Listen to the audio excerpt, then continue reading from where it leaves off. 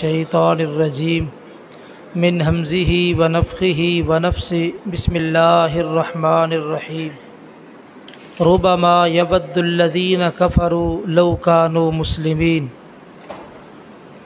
आज 14वें पारे का ख़ुलासा तफ़सीर पेश किया जा रहा है।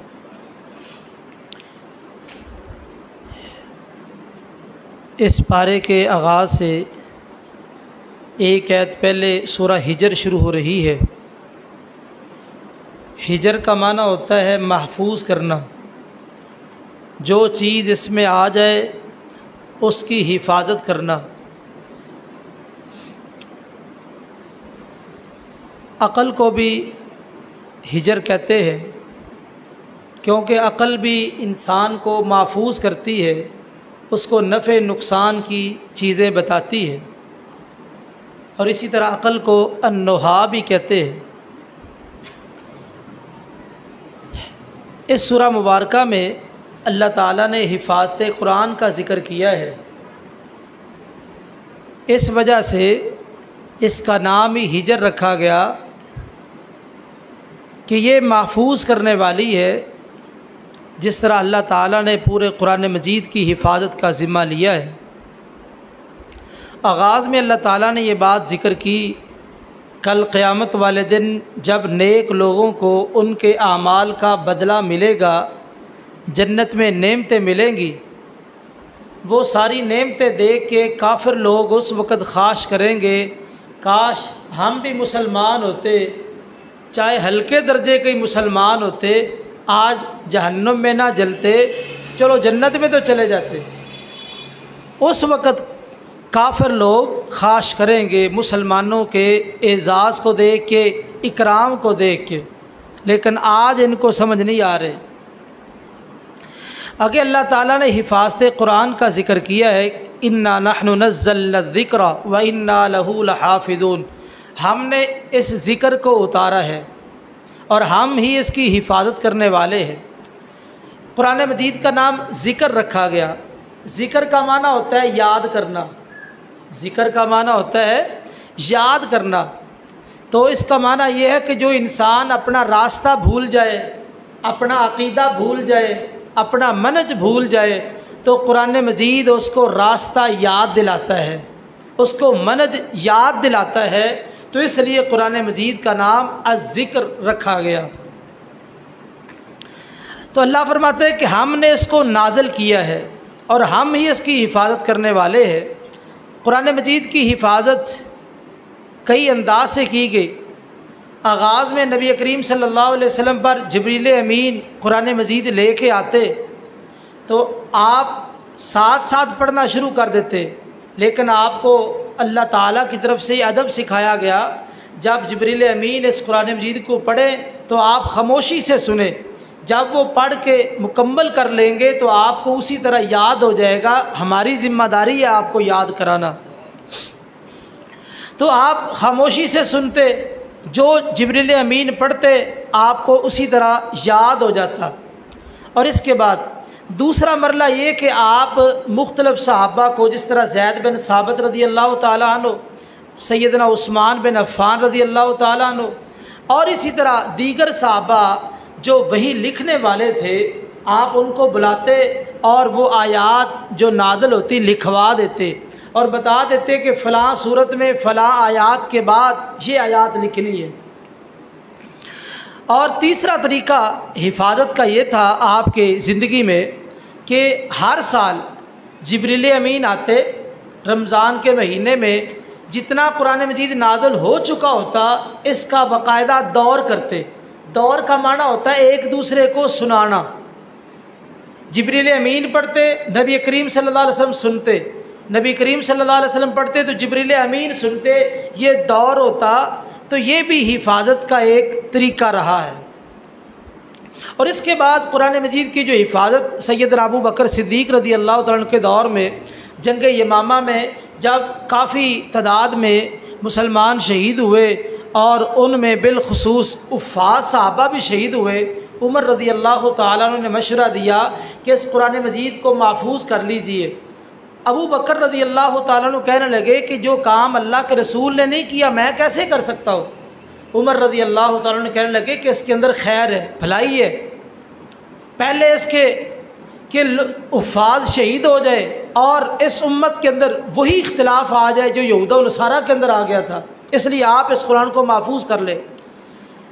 बार बार इस बात पे उमर रज़ी अल्लाह ताला अन्हु इसरार करते रहे, हत्ता कि अल्लाह ताला ने अबू बकर रज़ी अल्लाह ताला अन्हु का सीना खोल दिया। उनको इस बात की समझ आ गई कि इसके अंदर खैर है। ज़ैद बिन साबित रज़ी अल्लाह ताला अन्हु को बुलाया। ज़ैद, मेरे पास उमर आया था रज़ी अल्लाह ताला अन्हु, उसने ये बात कही थी कि कुरान मजीद को जमा कर ले, तो मैंने इस बात का इनकार किया। ये मुसलसल मुझे समझाते रहे, कहते रहे, ताकि मुझे ये बात समझ आ गई कि ये काम अच्छा है, तो तू ऐसा कर, तू कुरान मजीद को जमा कर। हज़रत ज़ैद ने भी वही एतराज़ किए जो अबू बकर रज़ी अल्लाह ताला अन्हु के एतराज़ थे, लेकिन मुसलसल शेखैन ने कहा तो ज़ैद रज़ी अल्लाह ताला अन्हु मुतमईन हो गए। फरमाते हैं कि उन्होंने मेरी ज़िम्मेदारी लगाई कि कुरान मजीद को जमा करना है। कहते हैं कि अगर मेरी ज़िम्मेदारी लगा दी जाती, एक पहाड़ को यहाँ से उठा के एक एक पत्थर दूसरी जगह मुंतकिल करना है, तो ये काम मेरे लिए आसान था। कुरान मजीद को जमा करना ये मेरे लिए बड़ा ही मुश्किल काम था। एक भी कोताही और गलती होगी तो क़यामत तक वो गलती चलेगी, तो ये एक बहुत बड़ा बोझ था। चनाचे ज़ैद बिन साबित रज़ी अल्लाह ताला अन्हु ने बड़ी अमानत और दयानत के साथ इस कुरान मजीद को महफूज किया है। खैर, ये एक तफसील है, उन्होंने किस अंदाज से कुरान मजीद को जमा किया। तो ये एक नुस्खा लिखवा के अबू बकर रज़ी अल्लाह ताला अन्हु को दे दिया गया, उनकी ज़िंदगी में उनके पास रहा, और जब वो फौत हो गए तो ये नुस्खा उमर रज़ी अल्लाह ताला अन्हु के पास आ गया। जब उमर रज़ी अल्लाह ताला अन्हु शहीद हुए तो ये नुस्खा जनाब हफ्सा रज़ी अल्लाह ताला अन्हा, जो नबी करीम सल्लल्लाहु अलैहि वसल्लम की बीवी और उमर रज़ी अल्लाह ताला अन्हु की बेटी थी, उनके पास चला गया। उस्मान रज़ी अल्लाह ताला अन्हु के दौर में चूँकि फतूहात के दरवाज़े खुल गए तो काफ़ी जो है जंगों के अंदर सहाबा शहीद होने लगे, और इसी तरह जब नए मुसलमान भी हो रहे थे तो बाज़ जगह क़िरातों का इख्तिलाफ हो गया, क्योंकि कुरान मजीद 7 क़िरातों में नाज़िल हुआ है। क़िरातों का इख्तिलाफ हुआ। जनाब हुज़ैफ़ा बिन यमान रज़ी अल्लाह ताला ने कहा, ए उस्मान, आप इस कुरान मजीद को जमा कर लें, एक जगह इसके नुस्खे लिखवा के मुख्तलिफ़ इलाक़ों में भेज दें ताकि इख्तिलाफ ख़त्म हो जाए। उस्मान रज़ी अल्लाह ताला ने वो नुस्खा हज़रत हफ्सा से मंगवाया और 7 नुस्खे तैयार करवाए। 7 नुस्खे तैयार करवा के बड़े बड़े इलाक़ों में, मिस्र में, शाम में और इसी तरह दीगर इलाक़ों के अंदर वो नुस्खे भेज दिए ताकि इख्तिलाफ़ के वक़्त उस नुस्खे की तरफ रुजू किया जाए। और हज़रत उस्मान ने जो नुस्खा लिखाया था मुसफ़े उस्मानी, वो आज भी मौजूद है। इस तरह कुरान मजीद को अल्लाह ने महफूज किया है। और इसी तरह कुरान मजीद की हिफाजत अल्लाह ताला ने हुफ़ाज़ पैदा किए, छोटे छोटे बच्चे कुरान मजीद को याद करने वाले, 7 साल 6 साल। ये पिछले दिनों हमारे गांव के साथ एक एसपी उसावे वाला मंजूर वट्टू का जो गांव है, तो हमारे गांव के साथ ही है, वहाँ 6 साल बच्चे की उम्र है। मौलाना अकरम जाहिद साहब हमारे दोस्त हैं, उनका बेटा है, 6 साल की उम्र में उसने कुरान मजीद हिफ्ज़ किया। 7 साल की उम्र में, 8 साल की उम्र में बेशुमार है, 10 साल 11 साल की उम्र में बेशुमार हाफ़िज़ मिल जाएंगे। तो एक तो अल्लाह ने लोगों के सीनों में इस कुरान मजीद को महफूज किया है। और इसी तरह दूसरा तरीका ये है कि अल्लाह ताला ने मुफस्सिरीन का एक तबका पैदा कर दिया, वो कुरान मजीद की तफसीर के लिए मुकम्मल मेहनत और जस्तजू करने वाले हैं।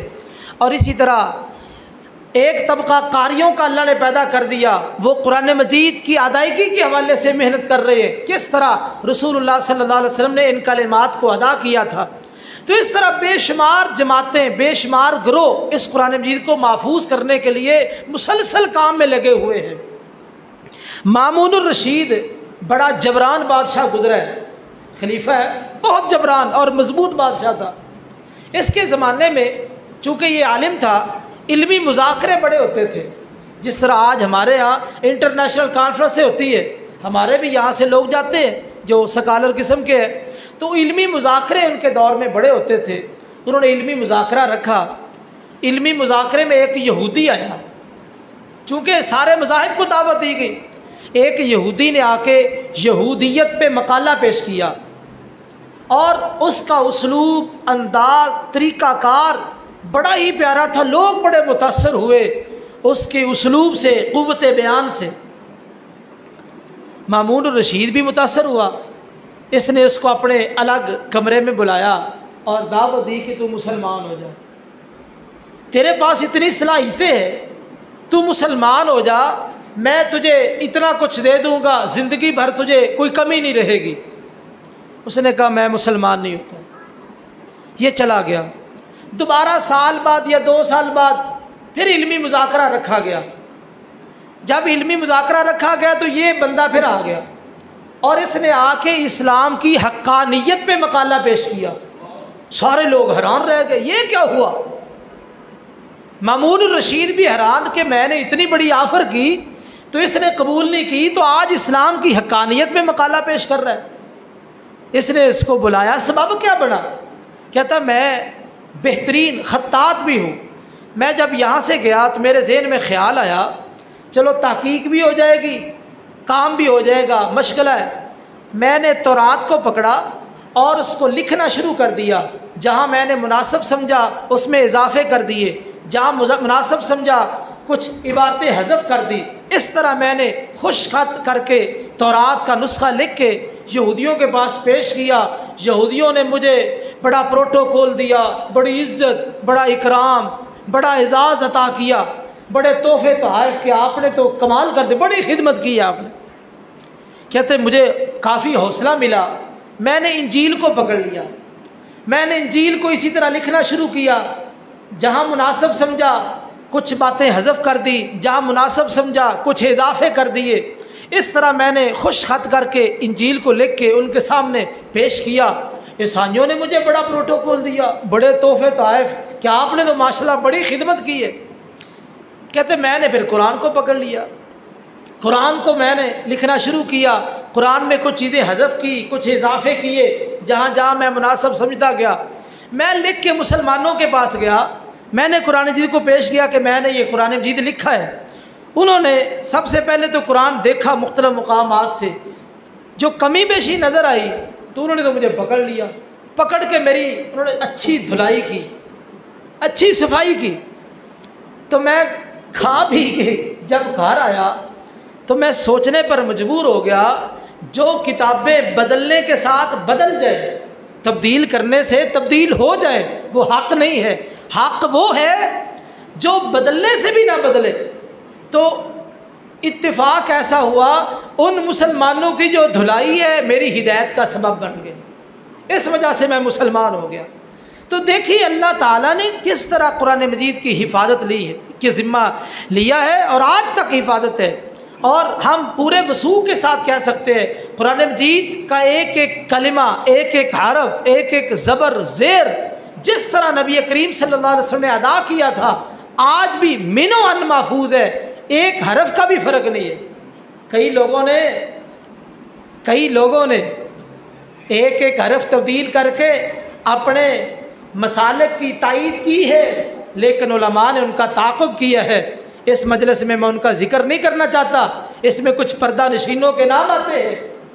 कई लोगों ने इस कुरान मजीद के अंदर तहरीफ का इरादा किया, लेकिन हर दौर में अल्लाह के फजल से जो अहले हक़ हैं उन्होंने इस कुरान मजीद की हिफाजत की है और हर मैदान में और हर मुकाम पे की।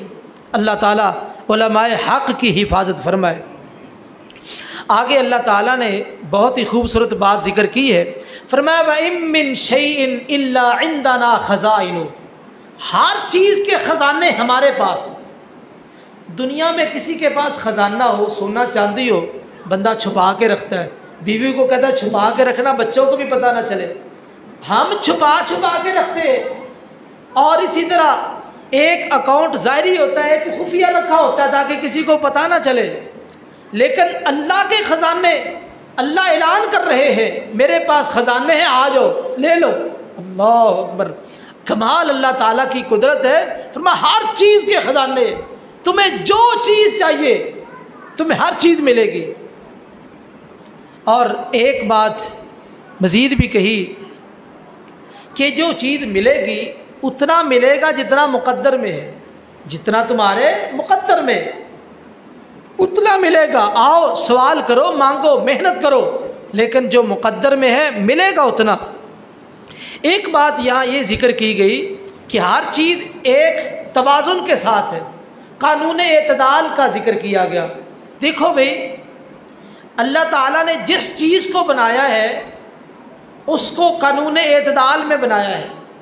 अब आम को देख लें, कितना बड़ा दरख्त है, ये छोटा सा फल लगाया है, ये कानून एतदाल है। अगर इसी आम की जगह पे खरबूजा लगा हो तो किसी आदमी के सर में लग जाए तो कितना नुकसान हो। इसी तरह हमारा जिस्म है, ये उंगलियां, इनकी ख़ास एक हैत है, ख़ास कैफियत, ख़ास मिक़दार है। अब ये उंगली ये नहीं कि एक उंगली 7 फुट की हो जाए, बाकी उंगलियां छोटी हो, नहीं, हर चीज़ एतदाल में है। आप देख ले, नाक है, कान है, हर चीज़ एतदाल में। कान इतने नहीं कि लटक के ज़मीन पे आ जाए, नाक इतना नहीं कि लटक के ज़मीन पे आ जाए, ज़ुबान इतनी बड़ी नहीं कि नीचे पेट पर लटकती हुई आ जाए, नहीं, हर चीज़ तवाज़ुन में। ये कानून एतदाल। मेरे रब ने जो चीज़ बनाई है उसके लिए जो उसूल और कानून बनाया है वो कानून एतदाल है। कोई आदमी ये नहीं कह सकता कि अल्लाह ने ये जो कारीगरी की है इसमें ये नक्स और ऐब है, नहीं, ऐसा कोई नहीं। जो मेरे रब ने बनाया वो 100% दुरुस्त था और उस चीज़ का वही हक था कि उसको उसी तरह ही बनाया जाए। आगे अल्लाह ताला ने ये बात जिक्र की है, शैतान ने कहा था कि मैं इनको गुमराह करूँगा, इल्ला इबादका मिनहुमुल मुखलसीन, मगर मुखलस बंदों पे मेरा दाव नहीं चल सकेगा।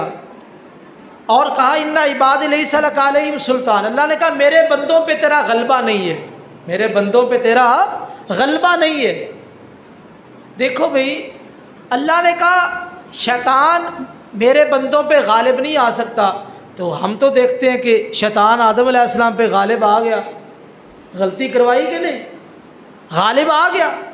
तो इसका जवाब ये है, शैतान के गालिब आने का माना ये है कि बंदा मुस्तकिल तौर पे अल्लाह की रहमत से महरूम हो जाए, ऐसा नहीं। आदम अलैहिस्सलाम जो है उनसे गलती ज़रूर हुई है, लेकिन अल्लाह से माफ़ी मांग ली, तौबा कर ली, अल्लाह के मुकर्रब बन गए। यानी गलबे से मुराद मुस्तकिल तौर पे शैतान के चुंगल में आ जाना कि बंदा अल्लाह की रहमत से ही महरूम हो जाए, तो ये गलबे का माना है। ऐसा गलबा शैतान अल्लाह के नेक बंदों पे नहीं कर सकता। आगे फरमाया कि जहन्नम के 7 दरवाजे हैं, 7 दरवाजे, जहीम, सईर, लज़ा, हुमाज़ा, और इसी तरह हाविया, और इसी तरह जहीम। सबसे ऊपर वाला जो दरवाज़ा वो जहन्नुम में, सबसे नीचे वाला वो हाविया है। हाविया के अंदर मुशरिकीन जाएंगे, और जो जहन्नुम का दरवाज़ा है जिसका नाम जहन्नुम है, इसमें मुसलमान जो गुनाहगार हैं वो जाएंगे, और जब अपने गुनाहों की सज़ा पूरी कर लेंगे फिर यहाँ से बाहर आ जाएंगे। तो ये जहन्नुम के 7 दरवाज़े हैं। आगे ये बात जिक्र की कि नब्बी इबादी अन्नी अनल गफूरुर रहीम व अन्ना अज़ाबी हुवल अज़ाबुल अलीम, मेरे बंदों को ख़बर दे दो मैं बहुत ज़्यादा बख्शने वाला मेहरबान, मेरे बंदों को बता दो, ये ख़बर दे दो। और अल्लाह ताला ने एक दूसरे मुकाम पे इसकी वज़ाहत फरमाई, कुल या इबादी अल्लज़ीना असरफ़ू अला अनफुसिहिम ला तक़नतू मिन रहमतिल्लाह, ऐ मेरे बंदो जिन्होंने अपनी जानों पे जुल्म किया है, अल्लाह की रहमत से मायूस ना होना, मेरी रहमत बड़ी वसी है, मैं तमाम गुनाहों को माफ़ करने वाला हूँ। लेकिन अल्लाह की रहमत किन को हासिल होगी? जिन लोगों में 3 उसूल पाए जाते हैं। वानीबू इला रब्बिकुम, अपने रब की तरफ रुजू करने वाले हैं, तौबा करने वाले, तौबा करने वाले को रब की रहमत मिलती है। दूसरी बात, वास्लिमूला, जो अल्लाह का फरमा बरदार बन जाए उसको रब की रहमत मिलती है।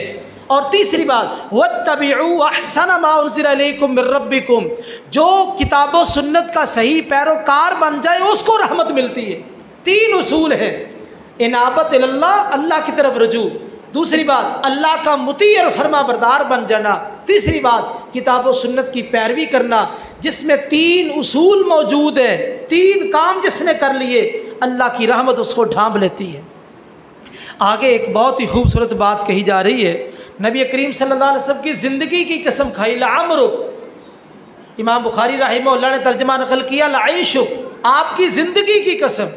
अल्लाह ताला ने किसी इंसान की कसम नहीं खाई, किसी नबी की कसम नहीं खाई, सिर्फ नबी करीम सल्लल्लाहु अलैहि वसल्लम की ज़िंदगी की कसम खाई है।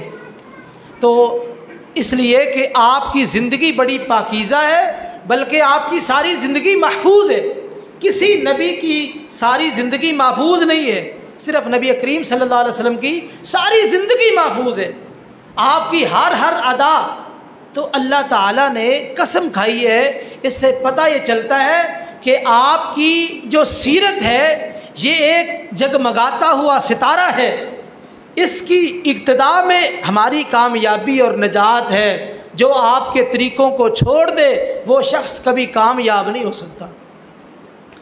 आगे अल्लाह ताला ने एक ये बात जिक्र की है, अल्लज़ीना ततवफ़्फ़ाहुमुल मलाइकतु तय्यिबीन, जो लोग पाकीज़ा रहने वाले हैं, जिनका अक़ीदा पाकीज़ा है, अमल पाकीज़ा है, उनको फौत करने वाले पाकीज़ा फरिश्ते आते हैं, साफ़ सुथरे, जन्नत से रेशमी लिबास लेके आते हैं उसकी रूह के लिए, और बेहतरीन खुशबुएँ लेके उसके लिए आते हैं। तो पाकीज़ा मौत किन लोगों की वाक़ई होती है?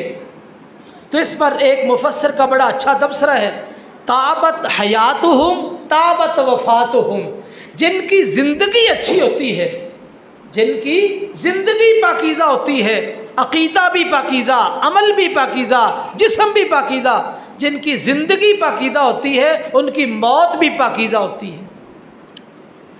आगे ये बात जिक्र की जा रही है, व इन्ना लकुम फिल अनआमिल इबरा, चुपाओं के अंदर तुम्हारे लिए बहुत बड़ी इबरत है। आप देखिए, चुपाया वो चारा खाता है जो सब्ज़ रंग का है, इसके अलावा खल खाता है या जो भी चीज़ डाली जाती है। अब चुपाए के अंदर 3 चीज़ें हैं, गोबर है, खून है, उसके बीच में से अल्लाह ताला दूध निकाल रहे हैं, मिन बैनि फर्सिन वदमिन लबनन खालिसा। अल्लाह उसके बीच में से, क्या मजाल है कि दूध का जायका, दूध की बू तब्दील हो खून की वजह से या गोबर की वजह से। हर एक चीज़ अपने मदार के अंदर चल रही है। फरमाया बहुत बड़ी इबरत है। अल्लाह इतना बड़ा बादशाह है जो उस दूध के अंदर अमेज़श नहीं होने देता किसी चीज़ की, उस जानवर से लबनन खालिसन, खालिस दूध तुम्हें मिल रहा है। आगे लोग मिलावट कर ले तो उनकी मर्जी, भैंस के थनों से जो दूध मिलता है वो खालिस ही होता है। यहाँ से एक बड़ा प्यारा नुक्ता मिला, बाद लोग माहौल का बड़ा रोना रोते हैं, माहौल बड़ा ख़राब है जी, क्या करें जी, मुआशरा बड़ा ख़राब है। ये जो इबरत अल्लाह ने जिक्र की जानवरों के अंदर, अल्लाह ने कहा कि ये माहौल का रोना रोने वाले आज नहीं है, ये बड़े पुराने हैं। हर दौर में लोग नबियों के मुकाबले में आने वाले वो माहौल का रोना रोते रहे। देखिए, माहौल जितना भी ख़राब हो, जिसने सही अक़ीदे पे कायम रहना है, सही अमल पे कायम रहना है, वो कायम रह सकता है। यूसुफ अलैहिस्सलाम किस माहौल में थे? कुफ्र या शिरकिया माहौल है, लेकिन यूसुफ अलैहिस्सलाम पाक दामन रहे कि नहीं? तो अल्लाह ने ये मिसाल दे के बतलाया है, देखो गोबर और खून के बीच में से हम लाबानन खालिसन निकालते हैं। तो पता ये चला, जितना मर्जी मुआशरा बुरा हो, अगर आप सही रहना चाहें तो रह सकते हैं, कोई आपको मजबूर नहीं कर सकता। माहौल का रोना और मुआशरे का रोना और उसकी खातिर फिर खुद मुआशरे के बहाव में बह जाना, ये तो कोई अक्लमंदी नहीं है। आगे अल्लाह ताला ने एक बात जिक्र की है, नक़ज़त ग़ज़लहा, उस बीवी की तरह ना हो जाओ जो सारा दिन सूत बनाती थी, सूत खाती थी, शाम को जो वो धागा वगैरह तैयार करती फिर उसको ख़राब कर देती। तो यहाँ से एक बहुत कीमती नुक्ता मिल रहा है, दुनिया के अंदर वो बहुत बड़ा बदनसीब है जो मंजिल के करीब पहुँच के भटक जाए। एक तो भटका हुआ शख्स है, वो भी नाकाम और नामुराद है, लेकिन जो मंजिल पे चल रहा है, रास्ते पर चल रहा है, करीब जाके भटक जाए, वो बहुत ही बदनसीब और बेवकूफ़ शख्स है। इसलिए हमें दुआ करनी चाहिए, ऐ अल्लाह तवफ़ना मुस्लिमा वअल्हिक़ना बिस्सालिहीन, अल्लाह हमारा ख़ात्मा बिल ईमान फरमाना। मौत के वक़्त जो भटक गया, जो मौत के वक़्त सही रास्ते से हट गया, याद रखिए वो तो नाकाम हो गया। इन्नमल आमालु बिल ख़वातीम, आमाल का दारोमदार ख़ात्मे पर होता है। आगे अल्लाह ताला ने ये बात जिक्र की है, उदउ इला सबील रब्बिका बिल हिक्मा वल मौइज़तिल हसना, तुम ऐसे करो, रब के रास्ते की तरफ दावत दो हिकमत के साथ। हिकमत का माना होता है दानाई, समझदारी, शऊर, बसीरत के साथ दावत देनी है। देखो भाई, ये काम है दीन का, इसमें जितनी संजीदगी होगी और जितनी अच्छाई होगी, जितना अच्छा अखलाक होगा, उतनी ही ये दावत बेहतर होगी। आज कुछ लोगों ने इस दावत को फैलाने के लिए कई तरीके इख्तियार कर लिए। जो स्टेज ड्रामों पे माहौल था, आज वो मिंबरों मेहराब का माहौल बनाने की कोशिश की जा रही है। तो याद रखिए, ये स्टेज मोहम्मद रसूलुल्लाह सल्लल्लाहु अलैहि वसल्लम का है, इसको वैसे ही पाक रखना चाहिए। इस पे अल्लाह के रसूल की बातें और कुरान मजीद की बातें पेश करनी चाहिए। हिकमत किन लोगों के साथ? जो दानश्वर है, समझदार है, आप उनको दलील दे, देखो अगर ये काम हो सकता है तो ये क्यों नहीं, दलाइल की दुनिया में उनको समझाए। वल मौइज़तिल हसना, और जो अवामुन्नास है उनको अच्छी नसीहत के साथ। हसाना का लफ्ज़ बोला गया, हसाना के लफ्ज़ से मुराद कि आपने जो अवामुन्नास को नसीहत करनी है, हसाना वो किताबो सुन्नत पर मबनी हो। हसाना वही असल होगी ना। अच्छी नसीहत कौन सी है? जो किताबो सुन्नत से माखूद है। आपने जो लोगों को नसीहत करनी है वही नसीहत हो जो किताबो सुन्नत से माखूज हो। और तीसरी बात, वजादिलहुम बिल्लती ही अहसन, अगर दावत के मैदान में कोई बंदा बास मुबासे पे उतर आए कि मैंने बास करनी है, बिल्लती ही अहसन, बहुत ही खूबसूरती के साथ, अच्छे अंदाज के साथ उसकी बात सुने, उसका जवाब दे, उसकी बात सुने, उसका जवाब दे। इतना खूबसूरत अंदाज हो, मुखालिफ माने या ना माने, कम अज़ कम आपके हुस्न अखलाक का उसकी तबीयत पर गहरा असर हो जाए। आखिर में ये बात कही जा रही है, इन्नल्लाह मअल्लज़ीना इत्तक़ौ वल्लज़ीना हुम मुहसिनून।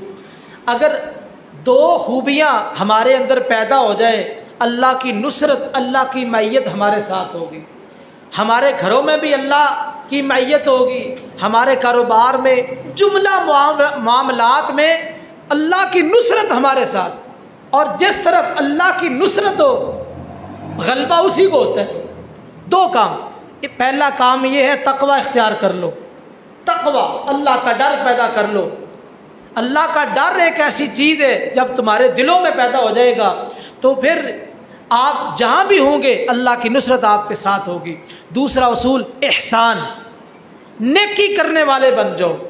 हर एतबार से अल्लाह के मामले में भी नेकी करो और बंदों के मामले में भी नेकी करो।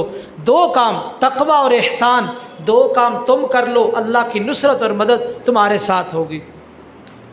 ये था 14वें पारे का खुलासा तफसीर। काफ़ी चीज़ें हज़फ की गई, कुछ चीज़ें बयान की गई। फितराने के वाले से बाज़ दोस्तों ने सवाल किया था कि इसकी कितनी रकम है। तो 125 रुपये ये नॉर्मल अंदाजे के मुताबिक गंदम के हिसाब से 125 के हिसाब से आप फितराना दें। अगर कोई खजूरों के हिसाब से देना चाहता है तो वो गालबन 450 के करीब बनेगा। इसी तरह दूसरी जिनसों के लिहाज से देना चाहता है तो उसकी मर्जी है। तो ये तकरीबन 2.5 किलो, तकरीबन 2.5 किलो के हिसाब से जो भी जिनस आप देना चाहें उसकी जिनस दे दें, उसकी कीमत दे दें। तो चूँकि आम तौर पे हम गंदम वगैरह खाते हैं तो इसलिए इस हिसाब से 125 रुपये आप बतौर फितराना देंगे। घर के हर फर्द की तरफ से फितराना अदा किया जाएगा, चाहे कोई मालदार है चाहे कोई गरीब है। अल्लाह से दुआ है कि अल्लाह ताला दीन को समझने की और अमल की तौफीक